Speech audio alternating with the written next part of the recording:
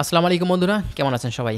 আজকের ভিডিওতে মূলত আমরা নর্থ ম্যাসিডোনিয়ার মেডিকেল সম্পর্কে বেশ কিছু তথ্য আপনাদেরকে দিব। বর্তমানে বাংলাদেশ থেকে প্রচুর বাংলাদেশি ভাই আছেন যারা নর্থ ম্যাসিডোনিয়াতে কিন্তু এখন যাওয়ার জন্য চেষ্টা করছেন। তো কথা হচ্ছে নর্থ ম্যাসিডোনিয়াতে মূলত যেতে হলে আপনার মেডিকেল করার প্রয়োজন আছে কিনা এই বিষয়টা কিন্তু অনেকেই জানতে চান, বিশেষ করে যারা নতুনভাবে বাংলাদেশ থেকে এখন নর্থ ম্যাসিডোনিয়াতে যাচ্ছেন।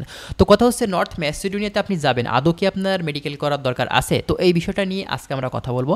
ভিডিওটি না টেনে শেষ পর্যন্ত দেখবেন, তাহলে অনেক ধরনের গুরুত্বপূর্ণ তথ্য আজকের এই ভিডিও থেকে আপনারা কিন্তু পেয়ে যাবেন। আর আপনি যদি আমাদের চ্যানেলে একদম নতুন ভিউয়ার্স হয়ে থাকেন, চ্যানেলটিকে সাবস্ক্রাইব করে রাখতে একদমই ভুলবেন না। আমরা নেক্সট টাইমে চেষ্টা করব এই ম্যাসিডোনিয়া সহ ইউরোপের বিভিন্ন দেশ সম্পর্কে আমাদের এই চ্যানেলটিতে বিভিন্ন ধরনের তথ্যগুলো দেওয়ার। তাহলে চলুন আর কথা না বাড়িয়ে আমাদের যে মূল ভিডিও সেদিকে আমরা ফোকাস করি। আচ্ছা, নর্থ ম্যাসিডোনিয়া দেখুন ইউরোপের বলকানের দেশ নর্থ ম্যাসিডোনিয়া। এই দেশটি কিন্তু খুব বেশি যে উন্নত দেশ তাও কিন্তু না, যেহেতু নন সেনজেন খুব বেশি উন্নত কিন্তু না। তারপরেও বাংলাদেশ থেকে এখন নর্থ ম্যাসিডোনিয়া সহ ইউরোপের বলকানের যে দেশগুলো আছে এখানে কিন্তু বাংলাদেশিরা যাওয়ার জন্য কিন্তু খুবই আগ্রহী। এর কারণ হচ্ছে আমরা এই দেশগুলো মূলত ট্রানজিট পয়েন্ট হিসেবে ইউজ করছি। সেখানে যাওয়ার পরে সেখান থেকে না থেকে মুভ করে অন্যান্য কান্ট্রিগুলোতে চলে যাচ্ছে সেন্ট্রালের দিকে, ঠিক আছে?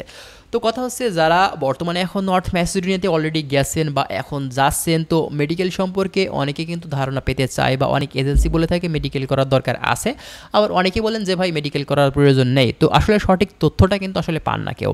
তো কথা হচ্ছে ভাই দেখুন ইউরোপের নন সেনজেন কান্ট্রিগুলোতে যেতে হলে কিন্তু কোনো ধরনের মেডিকেল করার প্রয়োজন হয় না। তবে কথা হচ্ছে এখানে ভাই বেশ কিছু বিষয় কিন্তু আসে কোম্পানি ভেদে। অনেক সময় বিভিন্ন কোম্পানি আছে তারা কিন্তু মেডিকেলের রিপোর্টটা কিন্তু নিতে পারে।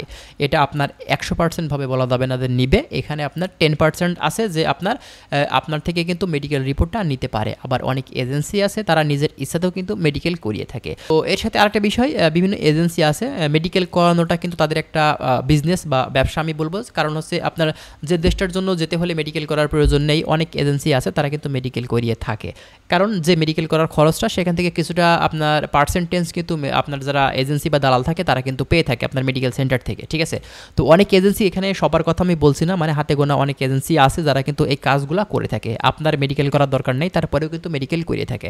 আবার অনেক সময় আছে যেসব এজেন্সি মানে ঠিকঠাকভাবে কাজ করে থাকে, অনেক সময় কিন্তু সঠিকভাবে মেডিকেল রিপোর্ট কিন্তু নিতে চায় আপনার ক্লায়েন্টের থেকে, যে ভবিষ্যতে তার ক্লায়েন্ট বাইরের দেশে গিয়ে সেই কোম্পানিতে গিয়ে যেন আপনার শারীরিকভাবে কোনো ধরনের সমস্যা না ধরা পড়ে, সেজন্য কিন্তু অনেক সময় মেডিকেল করিয়ে থাকে। আবার অনেক সময় কোম্পানির কিন্তু দরকার হয়ে থাকে আপনার মেডিকেল রিপোর্টটা আগে থেকে, তারা আসলে শিওর হতে চায় যে আপনার বাংলাদেশ থেকে যে ক্লায়েন্ট বা যে ওয়ার্কার তারা নেবে তাদের আসলে আদৌ শারীরিক কোনো ধরনের সমস্যা আছে কিনা এই বিষয়গুলো কিন্তু তারা দেখতে চায়, ঠিক আছে?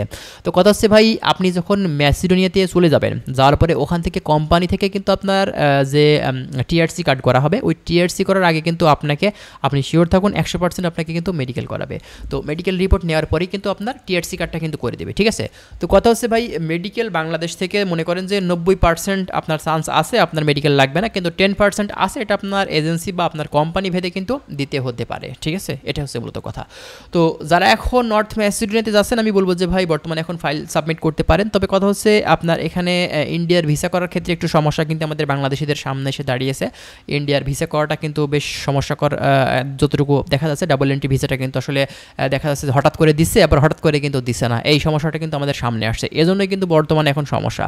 তো যাই হোক, যারা এখন নর্থ ম্যাসিডোনিয়াতে যাচ্ছেন ভালো মাধ্যম ধরে যাওয়ার চেষ্টা করুন, এবং নিজের মাধ্যম যদি হয়ে থাকে সেক্ষেত্রে সবথেকে বেটার হয়। নিজের যদি কোনো আত্মীয় স্বজন হয়ে থাকে বা বিশ্বস্ত কোনো মাধ্যম হয়ে থাকে সেক্ষেত্রে তাদের মাধ্যম দিয়ে যাওয়াটা কিন্তু সবথেকে বেটার হবে আপনার জন্য, ঠিক আছে?